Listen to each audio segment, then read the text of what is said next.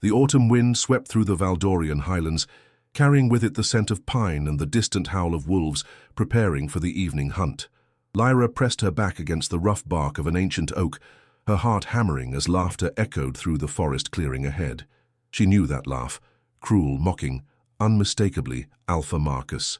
"Look what we have here," Marcus's voice boomed across the sacred grove, where the pack's monthly blessing ceremony was taking place.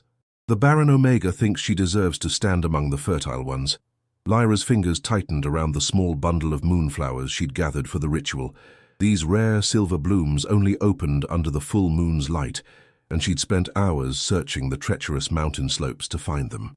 The other Omegas had already presented their offerings: herbs for protection, crystals for strength, woven charms for prosperity. But Lyra had hoped her moonflowers might be special enough to earn her a place in the inner circle, just once.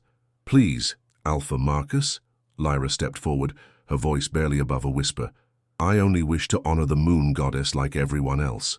The pack members formed a circle around the ancient stone altar, their eyes reflecting the silver moonlight streaming through the canopy above. Elder Sage Miriam stood at the altar's head, her weathered hands raised toward the celestial orb, but even she remained silent as Marcus approached Lyra with predatory grace. Marcus was everything an alpha should be: tall, broad-shouldered, with commanding amber eyes and dark hair that gleamed like polished obsidian. His presence commanded respect and fear in equal measure. At 28, he was set to inherit leadership of the Shadow Moon Pack from his aging father, Alpha Theron. Every Omega in Valdoria dreamed of being chosen as his mate, but Marcus had made his preferences abundantly clear. Only the strongest, most fertile Omegas were worthy of his consideration. "Honor the moon goddess?" Marcus laughed, circling Lyra like a predator, stalking wounded prey. "What honor is there in a defective Omega who can't fulfill her most basic purpose? You're 25 years old, Lyra, 25, and your womb remains as empty as your contributions to this pack." Heat flooded Lyra's cheeks as murmurs rippled through the gathering. She could feel the other pack members' eyes on her, some filled with pity, others with barely concealed disgust. In Valdorian culture, an Omega's worth was measured by her ability to bear strong pups. Those who couldn't were considered cursed, broken things that brought shame to their families and bad luck to their packs. "I serve the pack in other ways," Lyra said, raising her chin despite the tremor in her voice. "I help healer Sage Cordelia with the injured. I tend the herb gardens. You waste resources," Marcus cut her off, snatching the moonflowers from her hands. The delicate petals scattered like silver tears in the wind. Food that could nourish a pregnant Omega. Shelter that could house a growing family. Medicine that could heal warriors who actually matter. The pack erupted in cruel laughter. Lyra felt tears prick her eyes, but she refused to let them fall. Not here. Not in front of them all. Beta Lucas, Marcus's closest friend and second in command, stepped forward with a smirk. "Maybe the moon goddess cursed her on purpose. Maybe she's being punished for some sin. Or maybe," added Omega Selene, Marcus's current favorite, her voice dripping with false sweetness, "she's just not meant to be one of us at all." Elder Sage Miriam finally spoke, her ancient voice cutting through the mockery. "Enough." The pack fell silent, turning toward the revered spiritual leader. Her silver hair gleamed in the moonlight as she fixed her piercing blue gaze on Marcus. "The moon goddess sees all, Alpha Marcus. She hears all." Perhaps it would be wise to remember that mockery can be a double-edged blade. Marcus's jaw tightened at the gentle rebuke, but he couldn't openly disrespect the pack's spiritual guide. Instead, he turned back to Lyra with a cold smile. "The elder speaks wisdom," he said, his tone deceptively respectful. "The moon goddess does see all, which is why she's made her judgment clear." He gestured toward Lyra's slight frame, her simple brown dress, her plain features. "Some are chosen for greatness. Others are not." With that final humiliation, Marcus turned away, taking his place at the altar as the ceremony continued. The pack followed suit, forming their traditional circles, alphas at the center, betas in the middle ring, and fertile omegas on the outer edge.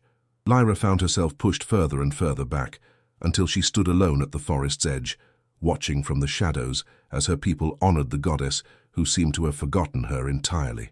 As the ancient chants began and the moonlight grew stronger, Lyra touched the small silver pendant at her throat. the only thing her deceased mother had left her. It was carved in the shape of a crescent moon, and sometimes, in moments of deepest despair, she swore she could feel it warm against her skin. Tonight, however, it remained cold as ice. Chapter 2. The Healer's Wisdom. The morning after the blessing ceremony dawned grey and cheerless, matching Lyra's mood as she made her way down the winding mountain path toward healer sage Cordelia's cottage. The small stone dwelling sat in a sheltered valley, surrounded by carefully tended gardens, where medicinal herbs grew in neat, organized rows. Smoke curled from the chimney, and the warm scent of brewing healing teas drifted on the crisp air. Lyra paused at the garden gate, her hand trembling as she reached for the latch. After last night's humiliation, she wondered if even Cordelia would still want her around. The healer was kind, but she was also practical. If the pack truly believed Lyra brought bad luck, "Don't hover out there like a lost pup," Cordelia's voice called from within the cottage. "Come in before you catch your death." Relief flooded through Lyra as she pushed open the gate and hurried up the stone path. The cottage door opened before she could knock, revealing Cordelia's lined but gentle face. The healer was a woman of indeterminate age, somewhere between 50 and 70, with silver-streaked brown hair bound in a practical braid and intelligent hazel eyes that missed nothing. She wore a simple green dress covered by a leather apron stained with various herbs and potions.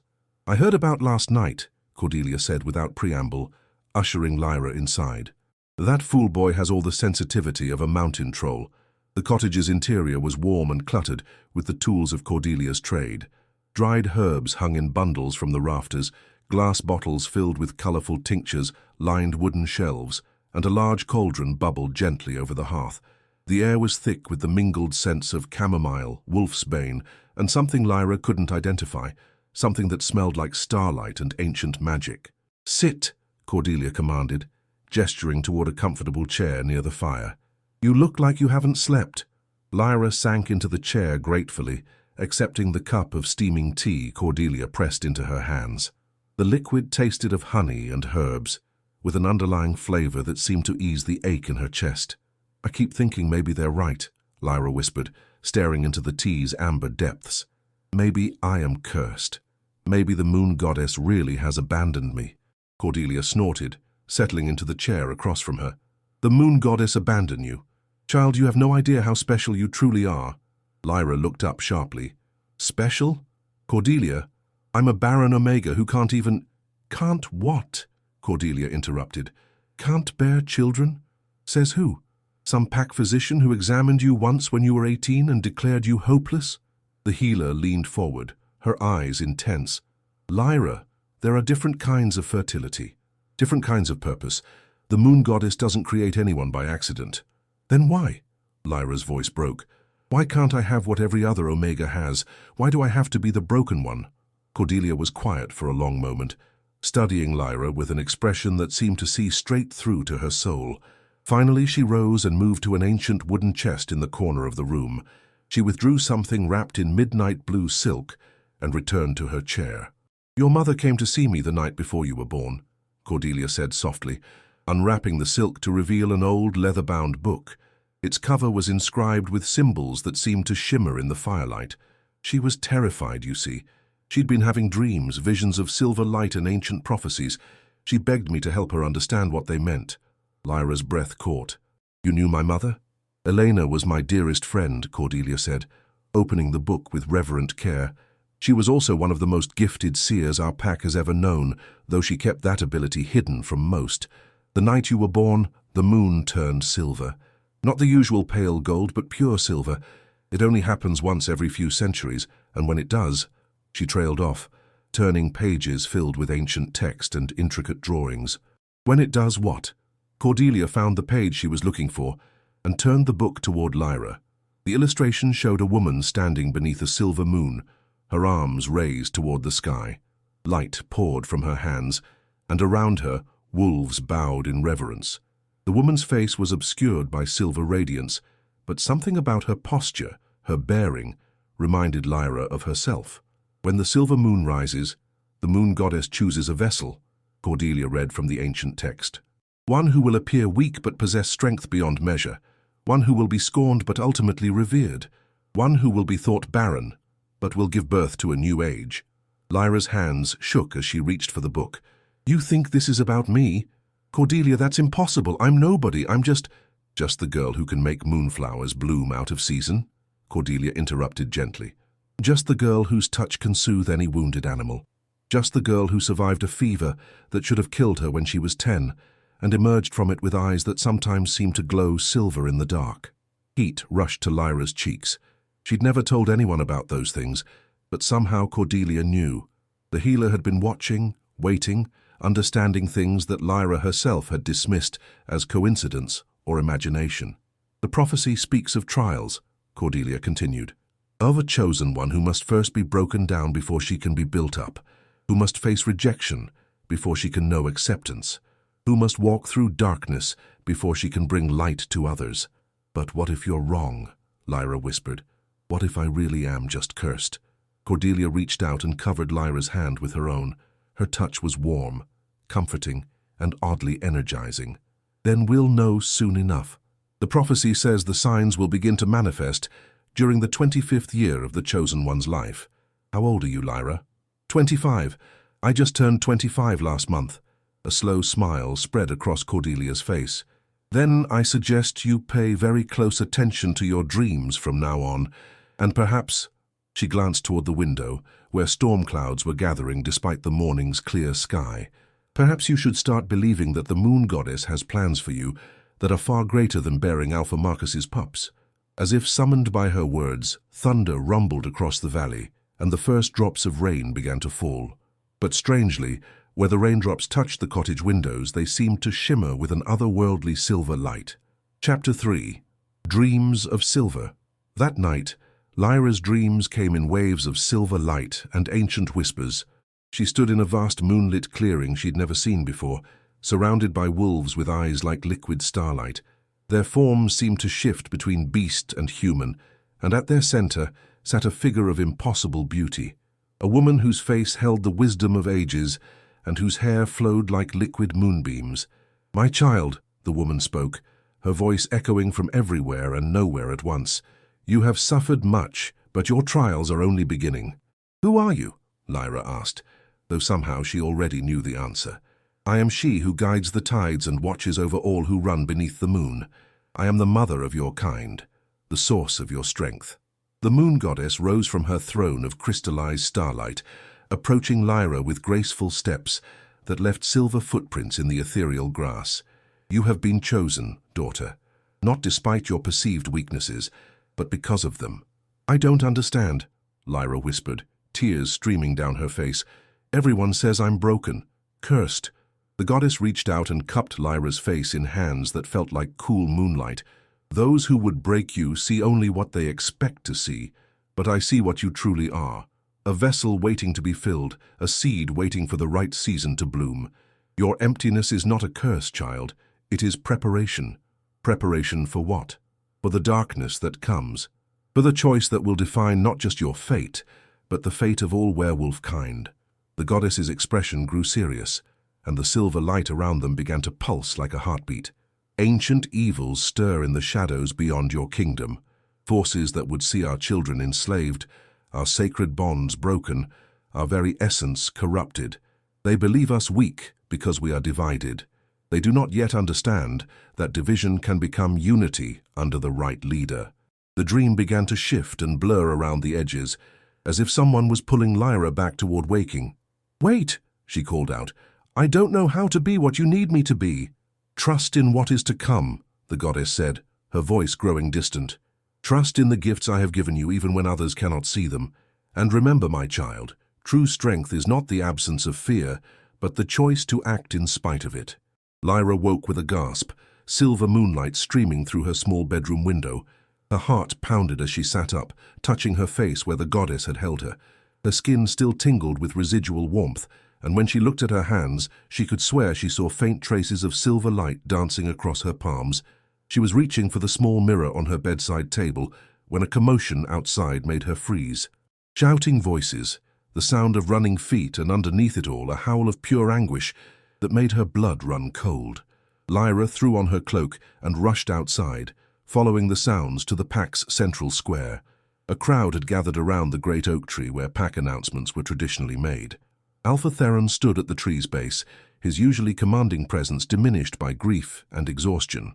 His silver hair was disheveled, his clothes torn, and his eyes held a wild desperation that sent fear racing through Lyra's veins.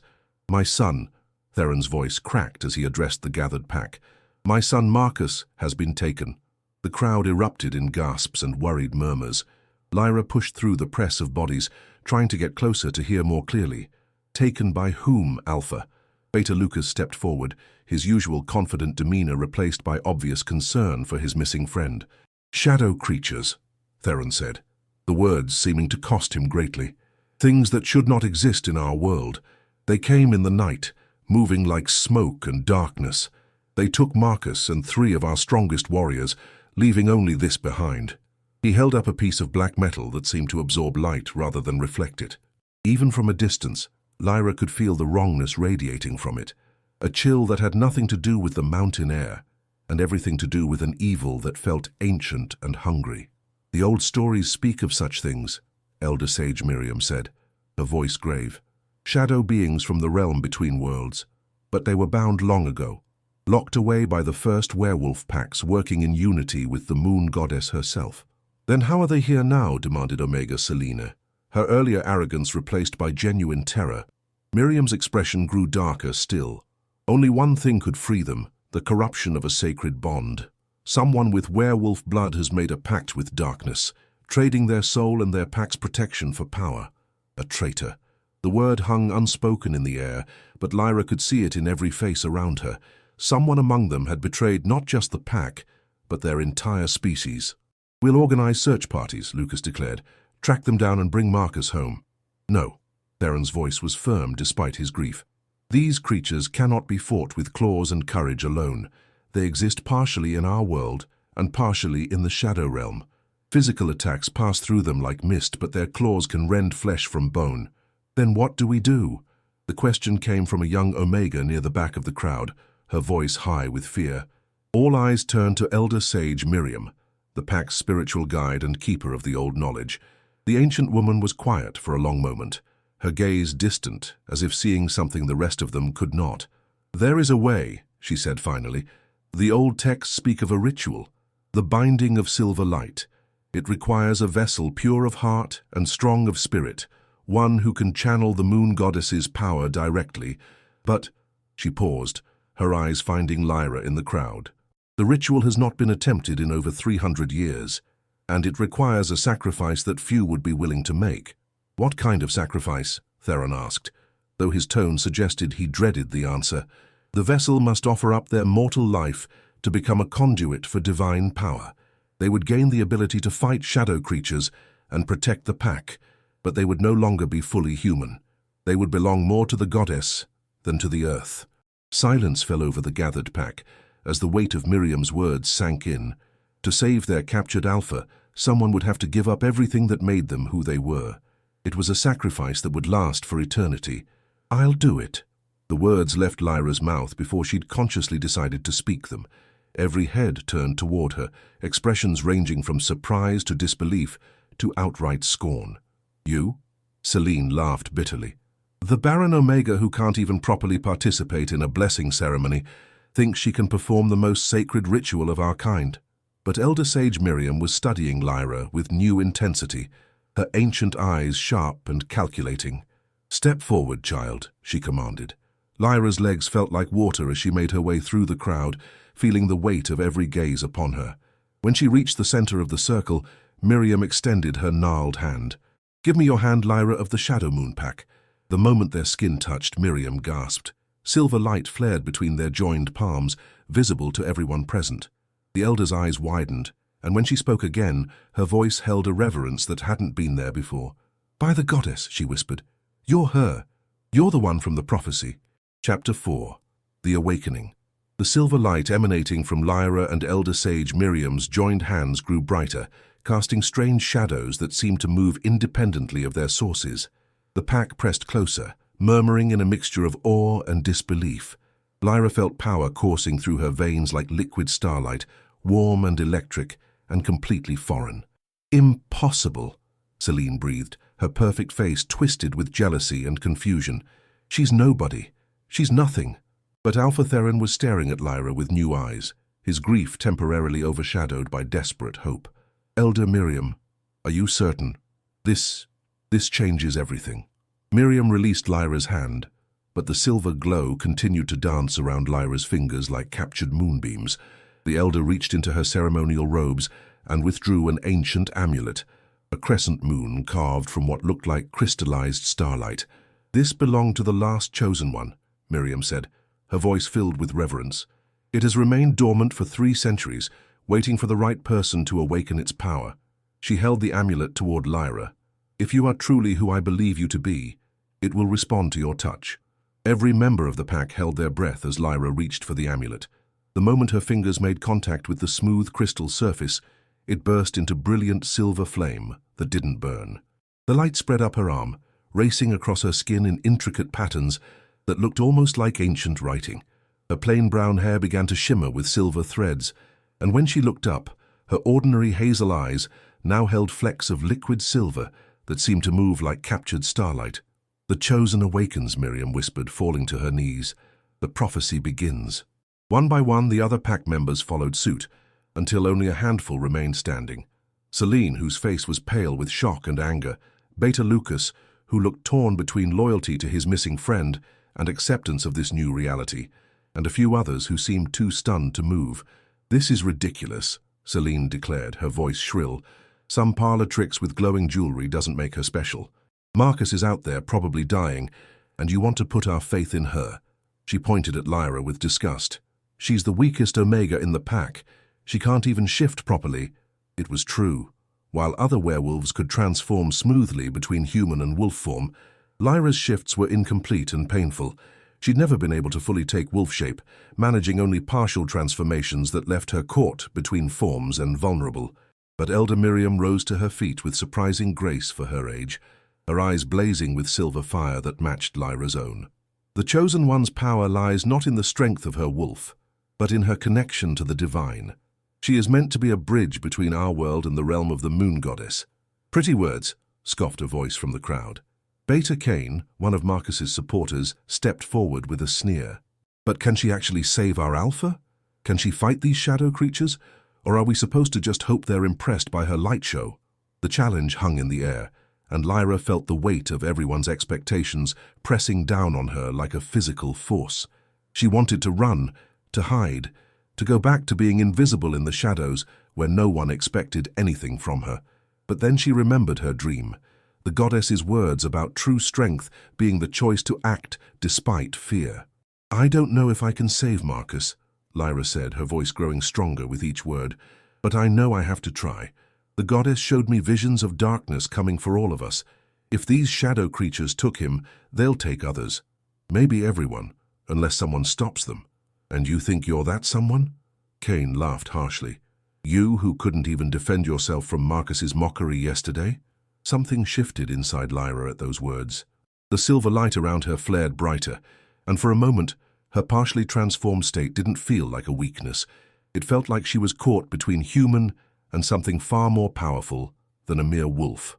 "Yesterday I was just an Omega trying to find her place in the pack," Lyra said, and her voice carried a resonance that seemed to echo from the trees themselves. "Today, I am the moon goddess's chosen vessel, and tomorrow," the light around her pulsed like a heartbeat, "tomorrow I will bring our people home."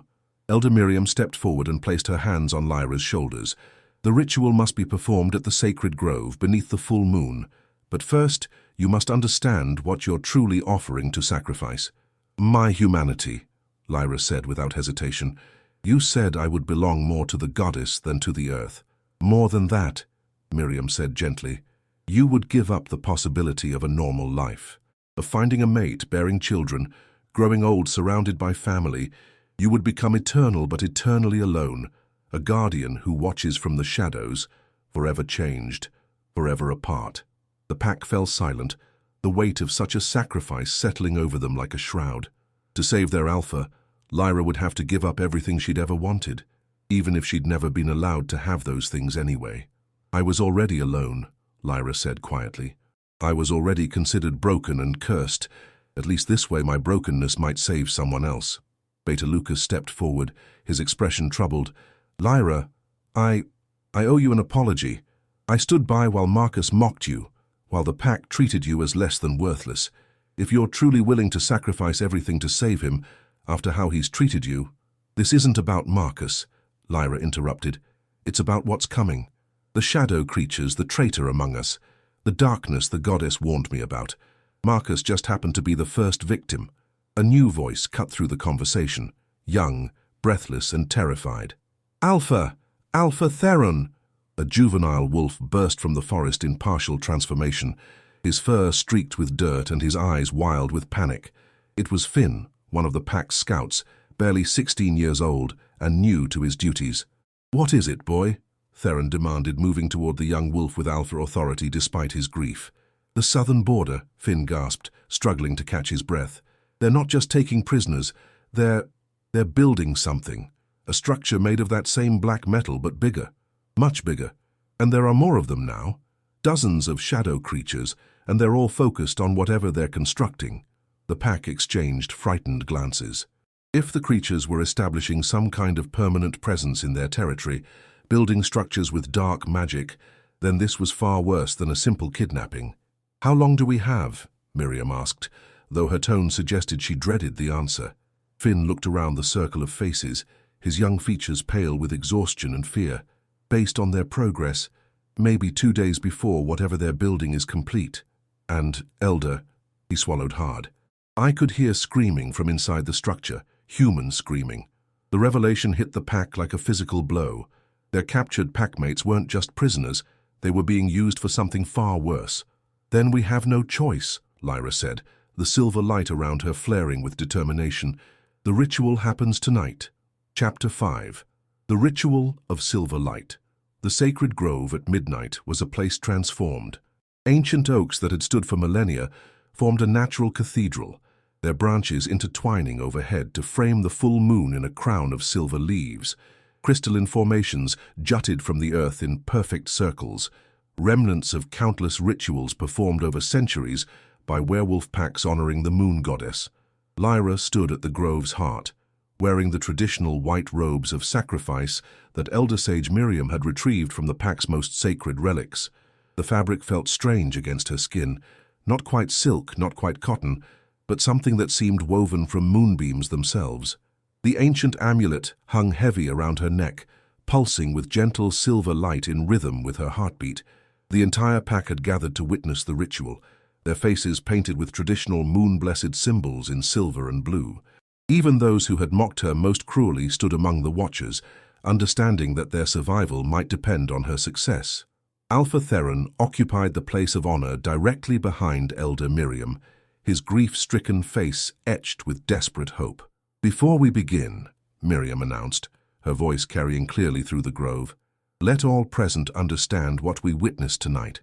This ritual has not been performed for 300 years. The last chosen one, Seraphina the Moonbound, saved our people from the great plague of shadows, but paid the ultimate price. She became something beyond mortal comprehension, a guardian angel of our kind, but forever changed, forever alone. Celine stepped forward from the crowd, her beautiful face twisted with a mixture of jealousy and genuine concern.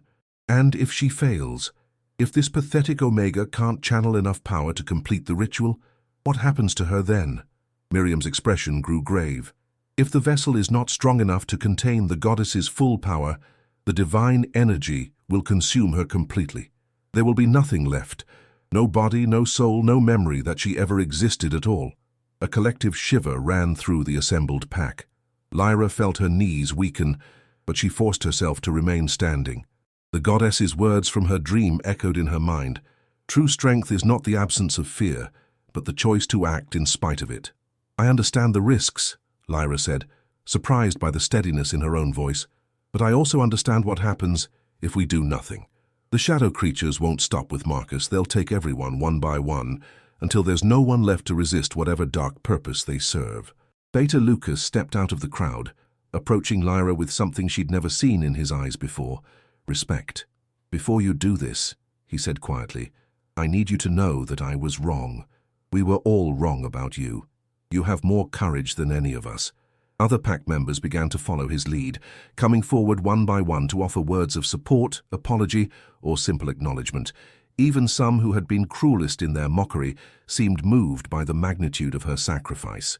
But it was young Finn who surprised her most, stepping forward with tears streaming down his face.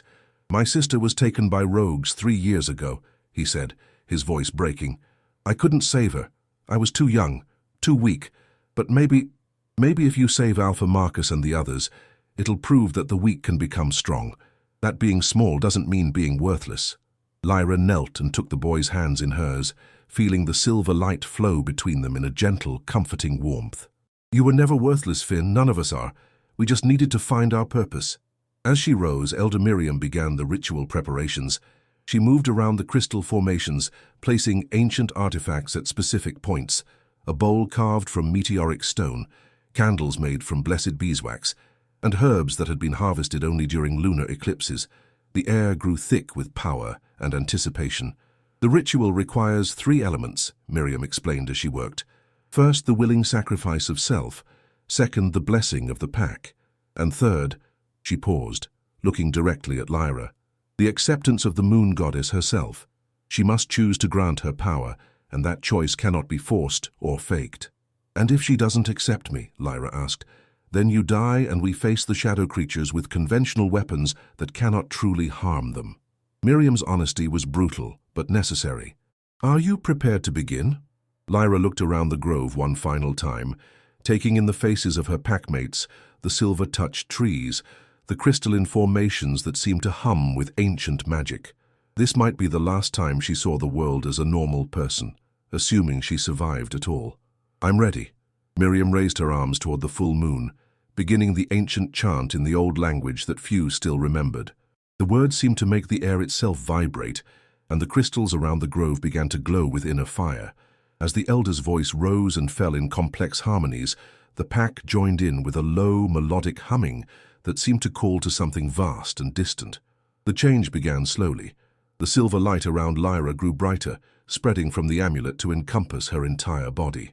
Her feet left the ground as divine energy lifted her toward the moon, and she felt her consciousness expanding, touching something infinite and eternal. "Are you certain, my child?" The moon goddess's voice filled her mind, gentle but implacable. "Once begun, this transformation cannot be undone. You will become my instrument in the mortal world, but you will no longer be fully of that world." "I'm certain," Lyra whispered, though the pack below heard her words as clearly as if she'd shouted them. "Save my people. Give me the power to protect them. Then receive my gift, Lyra Moonbound, and become what you were always meant to be."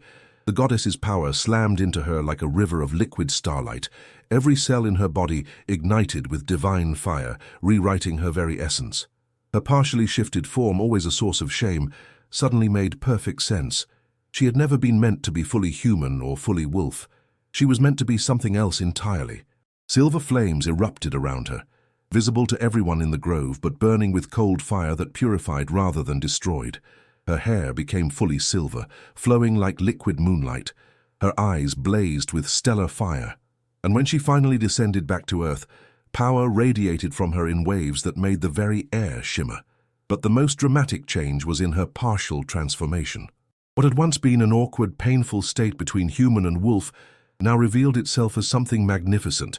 Silver fur that seemed to contain captured starlight, claws that gleamed like crystallized moonbeams, and an aura of divine authority that made even Alpha Theron unconsciously bow his head. "It is done," Elder Miriam breathed, falling to her knees.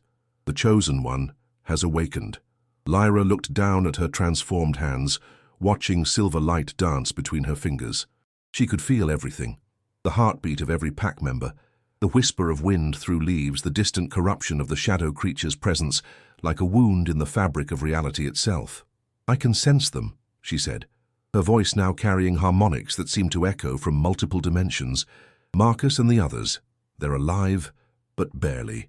The shadow creatures are using their life force to power whatever they're building." "Can you save them?" Alpha Theron asked, hope and desperation warring in his voice. Lyra turned toward the southern border where the darkness waited, her new senses showing her things that mortal eyes could never perceive. The shadow creatures were indeed building something. a gateway between worlds, a permanent breach that would allow their kind to flood into the mortal realm in endless numbers. "I can try," she said, "but I won't be going alone." Chapter 6. The Hunt Begins. Dawn was still hours away when Lyra led a small group of the pack's best warriors through the mountain forests toward the southern border. Her transformation had changed more than just her appearance. She moved through the wilderness with inhuman grace, her feet making no sound on the forest floor, her silver eyes piercing the darkness as easily as if it were daylight. Behind her, Beta Lucas struggled to keep pace, despite his own considerable skills as a tracker. With him came Finn, who had volunteered despite his youth, and surprisingly Celine, who had declared that she wouldn't let that Omega rescue Marcus alone. The former Omega's motivations were clearly complex, but Lyra sensed no deception in her, only a genuine desire to save the man she'd hoped to mate with. "How much further?" Lucas whispered, though Lyra's enhanced hearing could have detected normal speech from miles away. 2 kilometers, Lyra replied without turning around. Her new senses painted a detailed map of the surrounding area in her mind, every tree, every rock, every small creature going about its nocturnal business. But overlaying it all was a spreading stain of wrongness, a corruption that made the very air taste of ash and despair. As they crested a ridge overlooking the southern valley, the full scope of the shadow creature's work became visible. What Finn had described as a structure was actually a massive obsidian tower, easily 30 meters tall and carved with symbols that hurt to look at directly. Black energy crackled between crystalline formations around its base, and the air above it shimmered with heat that had nothing to do with temperature. "By the goddess," Selena breathed. "What is that thing?" "A gateway," Lyra said, her voice grim. "They're building a permanent bridge between their realm and ours. Once it's complete, shadow creatures will be able to enter our world in unlimited numbers." Finn pointed to the base of the tower, where several cage-like structures were visible. Even from a distance, they could see human-shaped figures slumped within them. There, the prisoners. Lyra's enhanced vision could see far more detail than the others. Marcus was there, barely conscious, his usually powerful form reduced to little more than skin and bones. The shadow creatures had been draining his life force systematically, along with the other 3 captured warriors. Rage flared through her like silver fire, and for a moment, the trees around them swayed as divine power leaked from her control. "Easy," Lucas murmured, placing a cautious hand on her shoulder. "We need you focused, not furious." But Lyra was studying more than just the prisoners. Her goddess-granted senses could perceive the shadow creatures themselves, even though they were barely visible to normal sight. They moved like patches of living darkness, sometimes solid enough to manipulate physical objects, sometimes incorporeal as smoke. There were dozens of them, maybe more, all focused on their construction project. "There's something else," she said quietly. "Someone in human form, directing them." The traitor Miriam mentioned. Indeed, near the tower's base, a figure in a dark hooded cloak moved among the shadow creatures with obvious authority. Lyra couldn't make out the person's face, but their movements were familiar. Someone she knew, someone from her own pack. "Can you tell who it is?" Celine asked, following her gaze. "Not from here, but we'll find out soon enough." Lyra began moving down the slope, her transformed senses mapping out a path that would keep them hidden until the last moment. "Here's the plan. Lucas, you and Finn circle around to the east side. Create a distraction, make noise, draw as many of the creatures away as possible. Celine, you're with me. We go straight for the prisoners." "What about the traitor?" Lucas asked. Lyra's expression grew cold, silver light flickering in her eyes. "Leave them to me." They split up at the valley floor, Lucas and Finn disappearing into the shadows to the east, while Lyra and Celine approached the tower from the west. As they drew closer, the corruption in the air grew stronger, making Selene cough and gag. But Lyra found that her transformed nature protected her from the worst effects, divine power serving as a shield against the shadow creature's unnatural influence. The distraction, when it came, was spectacular. Lucas and Finn had found the creature's supply depot, stacks of the same black metal used in the tower's construction. When blessed silver weapons met corrupted metal, the resulting explosion lit up the entire valley and sent a dozen shadow creatures streaming away from the tower to investigate. "Now!" Lyra hissed, sprinting toward the prison cages with inhuman speed. The few shadow creatures left guarding the prisoners turned toward them, their forms solidifying into something resembling giant wolves made of living darkness. But where mortal weapons would have passed through them harmlessly, Lyra's claws, now infused with the moon goddess's power, could actually harm them. She leaped over the first creature's swipe, her claws raking across its flank and leaving trails of silver fire. The shadow wolf howled, a sound like wind through a graveyard, and began to dissolve. The second creature tried to flank her, but Selene proved her worth by throwing a blessed silver dagger that, while it didn't physically harm the creature, disrupted its form enough for Lyra to finish it off. "The cages!" Lyra shouted, already working on the lock mechanism while silver light poured from her hands. The black metal resisted her power at first, but gradually began to crack and crumble. Marcus looked up at her with eyes that barely registered recognition. "Lyra," he whispered, his voice a shadow of its former commanding presence. "But you're glowing." "Long story," she said, helping him to his feet. He was weakened but alive, which was more than she dared hope. "Can you walk?" "I think so." The other 3 warriors were in similar condition, drained but not broken. As Lyra freed them one by one, she could feel the shadow creatures beginning to return from investigating the explosion. They had minutes at most before being overwhelmed. "There's something you need to know," Marcus said as she supported his weight. "The traitor. I saw who it is. Lyra. It's—" A blast of pure darkness slammed into the cage beside them, cutting off his words. The hooded figure Lyra had observed from the ridge was approaching, and now she could see the face beneath the hood. Beta Cain, one of Marcus's own inner circle, a wolf she'd known since childhood.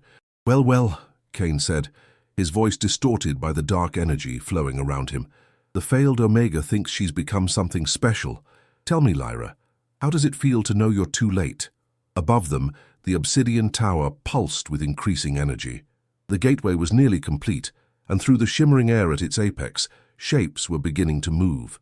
More shadow creatures, waiting to pour through from their realm. "Why?" Lyra demanded, silver light flaring around her as she prepared for battle. "Why betray your own pack?" Cain laughed, the sound echoing with unnatural harmonics. "Because I was offered something you could never understand. Real power. Not the scraps of authority doled out by tradition and birthright, but the ability to reshape the world itself. By destroying it, by ruling it." Cain's form began to shift and change, shadow energy merging with his werewolf nature to create something monstrous, a creature of darkness with too many teeth and claws that gleamed like obsidian blades. "The Shadow Lords promised me dominion over all the packs of Valdoria. I would have been emperor of our kind." "Would have been," Lyra said, stepping protectively in front of the weakened prisoners. "Past tense. Because whatever deal you made, it ends tonight." Cain's laugh became a roar as he launched himself at her, shadow and corruption meeting the pure light of the moon goddess in a clash that lit up the entire valley like a second dawn. Chapter 7. Light Against Shadow. The battle between Lyra and Cain shook the very foundations of the obsidian tower. Where her silver flames met his shadow claws, reality itself seemed to bend and crack. Cain had become something beyond a corrupted werewolf.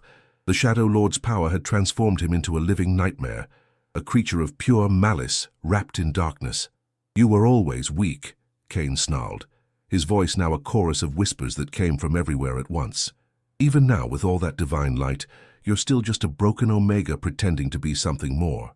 But Lyra had learned something in her transformation. The insults that once wounded her now felt like echoes of a distant past. She was no longer the scared, rejected Omega who had stood on the edges of pack gatherings.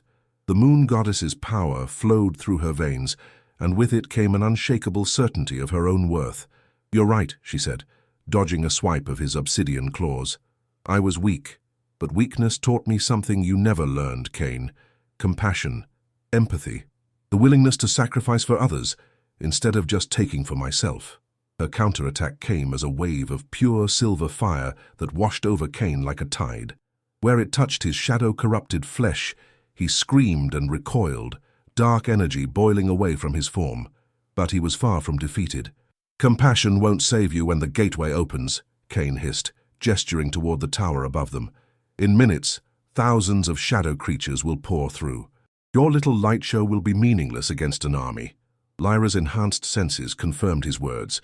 The obsidian tower was nearly at full power, energy crackling between its crystalline formations as the barrier between worlds grew thin. She could see movement in the swirling darkness at its apex, shapes pressing against the dimensional membrane, waiting for their moment to break through. Meanwhile, Selene was helping Marcus and the other rescued prisoners toward the forest edge, but they were moving too slowly. The weakened warriors could barely walk, let alone run, and more shadow creatures were emerging from hidden positions around the valley. "Lucas, Finn!" Lyra called out while parrying another of Kane's attacks. "Fall back to the tree line, protect the prisoners." But even as she fought, Lyra realized the terrible truth. She couldn't be everywhere at once. She could battle Kane, or she could destroy the gateway, but not both. And without destroying the gateway, saving a handful of prisoners would be meaningless in the face of the invasion to come. Kane seemed to read her thoughts and laughed. "Beginning to understand, aren't you? The Shadow Lords planned this perfectly. Even with all your new power, you can't save everyone. You'll have to choose. And either way, you lose." A blast of shadow energy sent Lyra tumbling backward, silver light flickering as her concentration wavered. For a moment, despair threatened to overwhelm her. Kane was right. She was just one person, even transformed, against forces that had been planning this assault for centuries. But then she heard it, a howl from the forest behind her. Not the sound of a single wolf, but dozens. The entire Shadow Moon pack was charging into the valley, led by Alpha Theron himself. They might not be able to harm the shadow creatures directly, but they could fight the corrupted werewolves that served as the creatures' physical agents in this world. "You forgot something, Kane," Lyra said, rising to her feet with renewed determination. "I'm not alone." The pack's arrival changed everything. While blessed silver weapons couldn't harm the shadow creatures, they could disrupt the dark energy that powered the gateway. Lucas led a group of warriors in a coordinated assault on the tower's base, targeting the crystal formations that channeled power to the dimensional breach. Elder Sage Miriam appeared at the edge of the battlefield, her arms raised as she began chanting in the ancient language. Her words wove a protective barrier around the pack, giving them precious moments of safety from the shadow creature's most devastating attacks. Even Selene joined the fight, her Omega status meaningless in the face of the pack's survival. She fought beside Marcus, despite his weakened state, the two of them working together with a coordination born of genuine care rather than political alliance. "This ends now," Lyra declared, silver light blazing around her as she faced Kane one final time. But the corrupted Beta wasn't finished. Drawing on reserves of shadow power that turned his form into something barely recognizable as once human, Kane launched a final desperate assault. His claws raked across Lyra's arm, leaving wounds that burned with unnatural fire. His teeth, now like obsidian daggers, sought her throat. In that moment, Lyra made a choice that would have been impossible for her old self. Instead of trying to preserve her own safety, she opened herself completely to the moon goddess's power, becoming a pure conduit for divine energy. Silver flames erupted from her wounds, from her eyes, from every pore of her skin. The backlash nearly destroyed her, but it obliterated Kane completely. The corrupted Beta didn't even have time to scream. One moment he was there, the next he was simply gone, consumed by the very light he had tried to corrupt. But the victory came at a cost. The gateway was still active, still drawing power from the dimensional breach above, and Lyra, having expended so much energy in defeating Kane, felt her transformed state beginning to waver. "The tower!" Marcus called out, pointing to the obsidian structure where cracks were beginning to appear in its base. "If we can bring it down, it won't be enough," Miriam interrupted, her ancient eyes seeing what the others missed. "The gateway has achieved critical resonance. Even destroying the tower won't close it now. It will remain open, allowing unlimited access to our world." Lyra looked up at the swirling darkness above, seeing the truth in the Elder's words. The dimensional breach was self-sustaining now, fed by the very fabric of reality itself. Conventional weapons, even blessed ones, couldn't touch it, but there was one thing that could. "I have to go through it," Lyra realized, her voice barely audible over the chaos of battle around them. "What?" Theron demanded, having fought his way to her side. "The gateway works both ways," she explained, silver light flickering weakly around her exhausted form. "If I can cross into their realm, I can destroy the anchor points on the other side, collapse the whole structure from within." "That's suicide," Marcus said, his voice hoarse but urgent. "Once you're in their dimension, you'll be surrounded by thousands of shadow creatures, And even with your powers, I know. Lyra looked around at the faces of her packmates, people who had once scorned her, but now looked at her with respect, hope, and desperate need. But it's the only way to save everyone. Elder Miriam approached, her expression grave but understanding. The prophecy spoke of this, she said quietly. The ultimate sacrifice. Not just your humanity, child, but your very existence. Then I guess I was always meant to make it, Lyra replied, managing a weak smile. She began walking toward the base of the obsidian tower, each step requiring tremendous effort, as her transformed powers continued to drain away.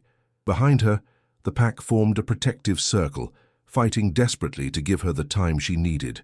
At the tower's base, Lyra placed her hands on the smooth black surface and felt the gateway's power flowing through it like poisoned blood.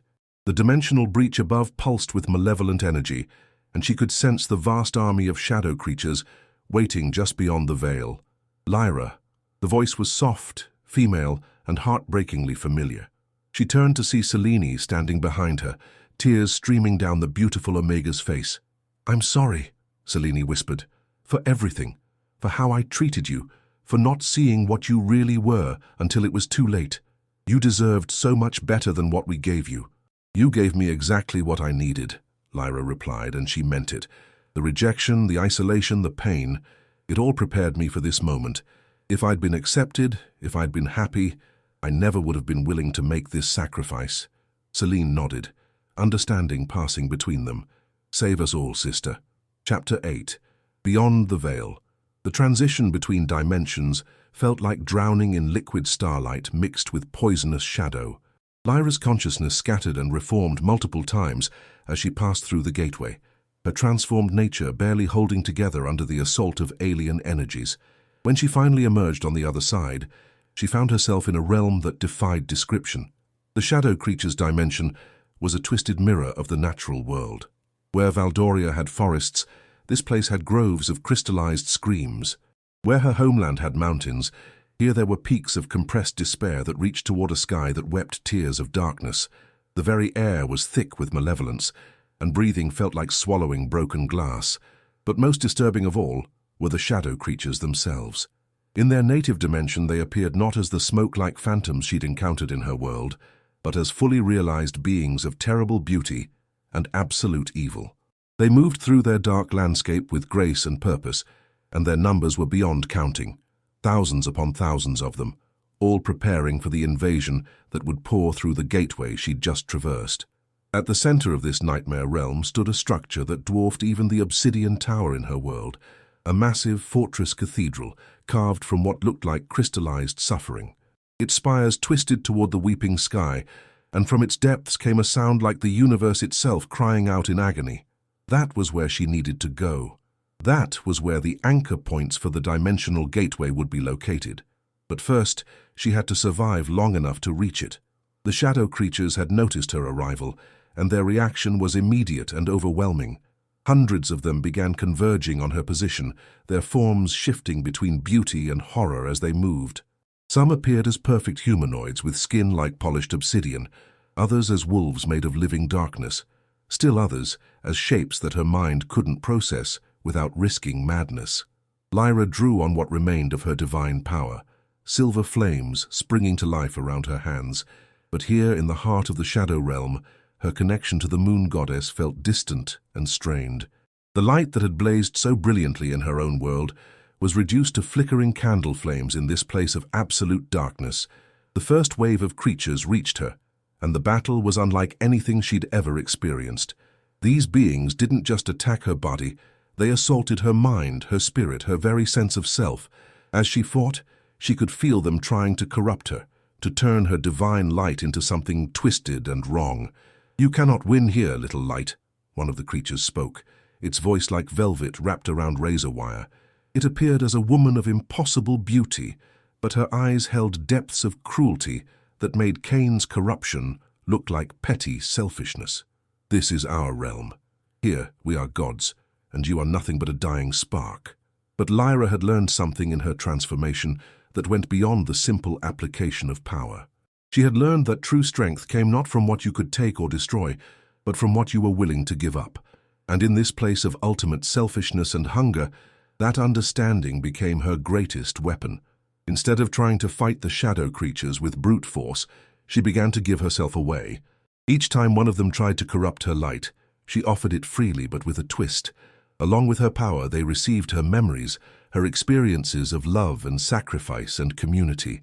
The creatures that touched her light found themselves infected with something they had never experienced: genuine compassion. The effect was devastating to beings made of pure selfishness. One by one, the shadow creatures began to falter, their forms wavering as they struggled to process emotions they had no framework to understand. Some simply dissolved, unable to maintain their existence when touched by true empathy. Others fled, seeking to escape the contamination of selfless feeling. But the effort was costing Lyra everything. With each gift of light and memory, she felt herself becoming less substantial, more ethereal. She was literally giving away pieces of her existence, and soon there would be nothing left. Still, she pressed forward toward the fortress cathedral, leaving a trail of confused and transforming shadow creatures in her wake. Some of the beings she'd touched were following her now, no longer attacking but not quite helping either, creatures caught between their original nature and something entirely new. The fortress itself was guarded by the Shadow Lords, beings of such concentrated evil that reality bent around them like heat shimmer. They appeared as towering figures in elaborate armor made from crystallized anguish, their weapons forged from the despair of entire civilizations. "The little goddess comes to play in our domain," the largest of them spoke, its voice echoing from dimensions that had no names. "How amusing! Does she think her fading light can challenge powers that have existed since before her goddess was born?" But Lyra was no longer thinking in terms of challenge or conflict. She had transcended those concepts entirely, moving beyond the duality of light and shadow into something that encompassed both. "I'm not here to challenge you," she said, her voice carrying harmonics that made the fortress walls tremble. "I'm here to offer you a choice." The Shadow Lords laughed, a sound like civilizations dying. "What choice could you possibly offer us?"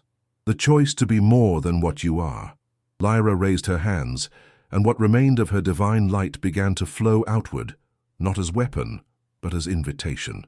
"You've spent eternity consuming, taking, destroying. But what if there was something else? What if you could create instead of destroy, protect instead of consume?" "Madness," one of the lords hissed. "We are shadow. We are hunger. We cannot be other than what we are." "That's what I used to think about myself," Lyra replied. "I thought I was just a broken omega, cursed and worthless. But I learned that what we are isn't determined by what others see in us, or even by what we see in ourselves. It's determined by what we choose to become." The fortress cathedral began to resonate with her words, its crystalline structure vibrating at frequencies that hadn't been heard since the realm's creation. Deep within its heart, the anchor points for the dimensional gateway started to destabilize as something impossible happened. The Shadow Lords began to listen. "You offer us transformation," the largest lord said slowly. "But at what cost? To become light would mean ceasing to be ourselves entirely." "No," Lyra said, and now her voice carried the weight of absolute truth. "To become light means becoming your truest selves, the selves you were before hunger and hatred consumed you, the selves you could still be if you choose." The Shadow Lords looked at each other, and for the first time in eons, uncertainty flickered in their ancient eyes.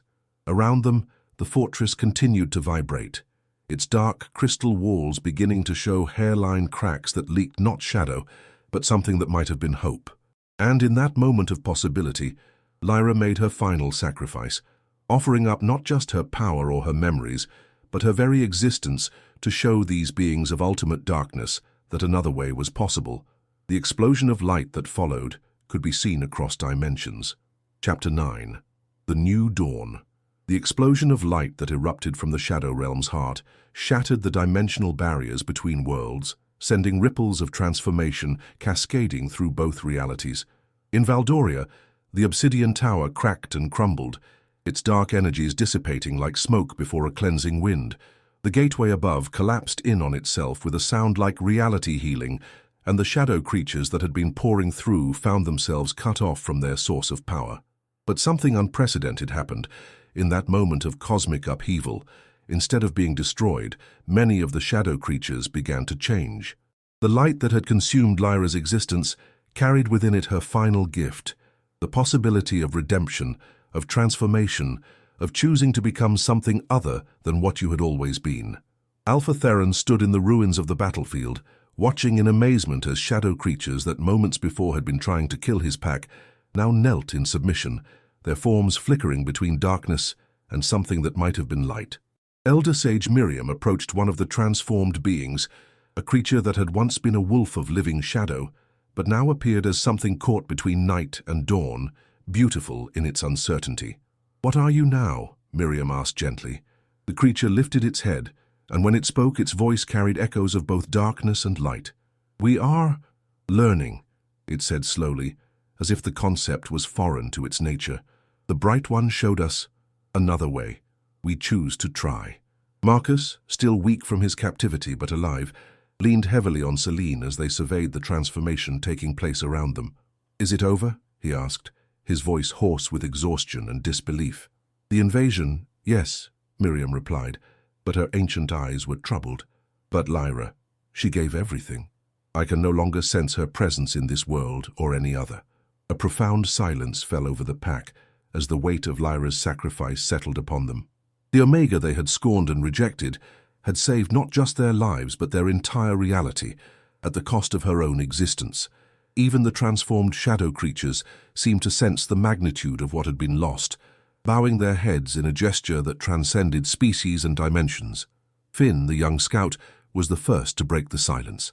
"She's not gone," he said quietly, and everyone turned to look at him. "Look around. She's everywhere." And indeed, as dawn broke over the valley, there were signs of Lyra's presence throughout the landscape. The moonflowers she had loved so much were blooming out of season, carpeting the forest floor with silver petals. The wounded earth where the obsidian tower had stood was already showing new growth, plants that seemed to glow with their own inner light. Even the air itself felt different, charged with a gentle energy that spoke of protection and hope. Beta Lucas, his usual confidence tempered by newfound humility, addressed the pack. "She saved us all. The least we can do is honor her memory by being worthy of her sacrifice. No more divisions between Alpha and Omega, strong and weak. We're all one pack, one family." The sentiment was echoed by nods and murmurs of agreement from everyone present, including the transformed shadow creatures who seemed drawn to this new vision of unity and acceptance. But as the pack began the journey home, carrying their wounded and their transformed enemies turned allies, none of them noticed the faint silver light that danced at the edges of their vision, or the gentle presence that seemed to watch over their steps. Some sacrifices, it seemed, transcended even death itself. 3 months later, the Shadow Moon Pack had become something unprecedented in werewolf history, a community that included not just traditional pack members, but the transformed shadow creatures who had chosen redemption over destruction. They had taken new names for themselves, calling themselves the Twilight Kin, beings of both shadow and light who served as bridges between the worlds. The pack's territory had expanded to encompass the entire southern valley, which had been transformed by Lyra's sacrifice into a place of unusual beauty and power. The Blessed Grove, as it came to be known, was where the moonflowers bloomed year-round, and where pack members came to seek guidance in times of trouble. Alpha Theron had officially stepped down, passing leadership to a council that included Marcus, Lucas, Miriam, and surprisingly, several of the Twilight Kin who had proven themselves wise counselors. The old hierarchies of Alpha, Beta, and Omega had not disappeared entirely, but they had evolved into something more flexible and inclusive, a recognition that strength came in many forms and that every member of the community had value. Marcus himself had changed profoundly since his rescue. The arrogant, cruel Alpha who had once mocked Lyra for her supposed weaknesses was gone, replaced by a leader who understood that true strength lay in protecting and nurturing others rather than dominating them. He had never taken a mate, claiming that no one could measure up to the courage of the Omega he had failed to recognize until it was too late. Celine had surprised everyone by becoming the pack's lead diplomat, working with other werewolf communities to share the story of Lyra's transformation and the possibility of redemption that even the darkest beings could choose. Her beauty, once used only for personal advantage, now served a higher purpose, opening doors and hearts to a message of hope and change. Chapter 10. Legacy of Light.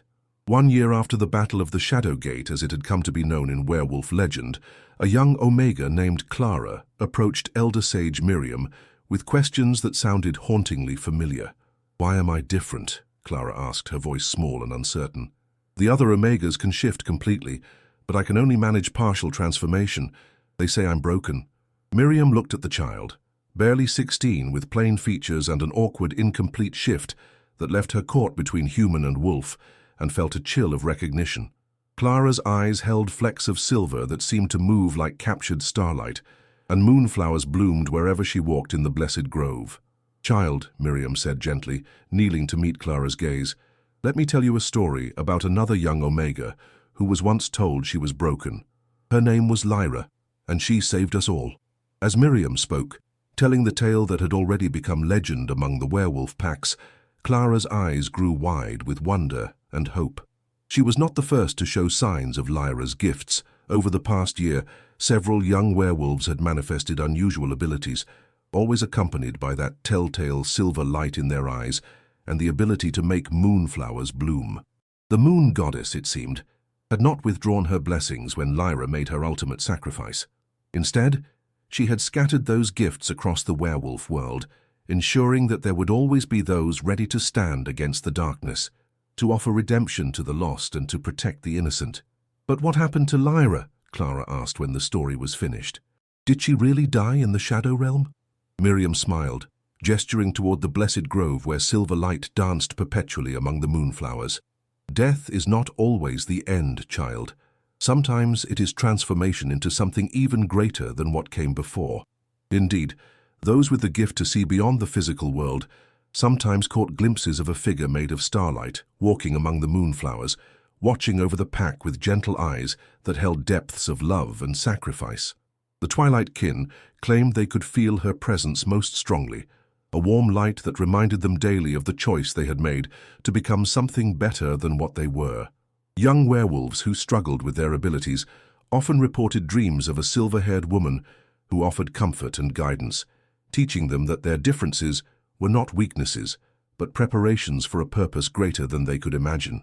And in times of great crisis, when the pack faced threats that seemed insurmountable, that same presence would manifest more strongly, lending strength to the brave and hope to the despairing. Marcus, now a respected leader known for his wisdom rather than his strength, established the Lyra Foundation, a network of safe houses and training centers for young werewolves who didn't fit the traditional molds. Omegas who couldn't shift properly, alphas who preferred healing to fighting, betas who showed unusual gifts, all were welcome to learn that their uniqueness was not a curse but a calling. The Foundation's motto, carved in silver above every doorway, read, "Strength is not the absence of fear, but the choice to act in spite of it." As the years passed, the story of Lyra Moonbound spread far beyond the Shadow Moon pack. Other werewolf communities began to question their own rigid hierarchies, to look more carefully at their rejected members, to understand that the moon goddess's gifts came in many forms. The transformation she had begun with her sacrifice rippled outward, changing not just individuals, but entire cultures. The Shadow Realm itself had been forever altered by her final act.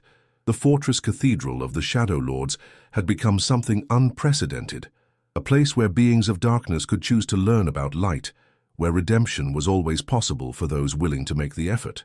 Some shadow creatures chose to remain in their dimension, but work for healing rather than harm. Others crossed over to the physical world to serve as guardians and guides, their dark past transformed into wisdom about overcoming evil. The dimensional barriers between worlds had been permanently strengthened by Lyra's sacrifice, making future invasions nearly impossible. But more importantly, they had been infused with her gift of choice, the understanding that no being, no matter how dark their nature, was beyond the possibility of redemption if they truly wished to change. On the 5th anniversary of the Battle of the Shadowgate, the entire werewolf world observed a day of remembrance called the Festival of Silver Light. Packs from across the continents gathered in sacred groves to tell stories of transformation, of courage in the face of rejection, of the power that came from choosing to serve others rather than oneself. And in the blessed grove where it all began, Clara, now 21 and showing the full manifestation of her gifts, led a ceremony honoring not just Lyra's memory, but the principle she had embodied, that every being, no matter how broken or rejected they might seem, carried within them the potential for greatness. As Clara spoke to the gathered crowd, moonflowers bloomed at her feet, and silver light danced in her eyes. Behind her, visible to those who knew how to look, a figure made of starlight smiled with approval and love. Lyra Moonbound taught us that we are not defined by what others see in us, or even by what we see in ourselves, Clara said, her voice carrying to every corner of the grove. We are defined by what we choose to become, by the love we choose to give, and by the light we choose to kindle in the darkness. The crowd responded with a howl that rose from thousands of throats, werewolves and twilight kin together, their voices blending in harmony that spoke of unity, hope, and the enduring power of sacrifice made in love. And somewhere beyond the veil between worlds, in a place where moonlight was eternal and every flower bloomed silver, Lyra Moonbound heard their song and knew that her sacrifice had not been in vain. The weak had become strong, the rejected had become beloved, and the darkness had learned to choose light. The moon goddess had chosen well.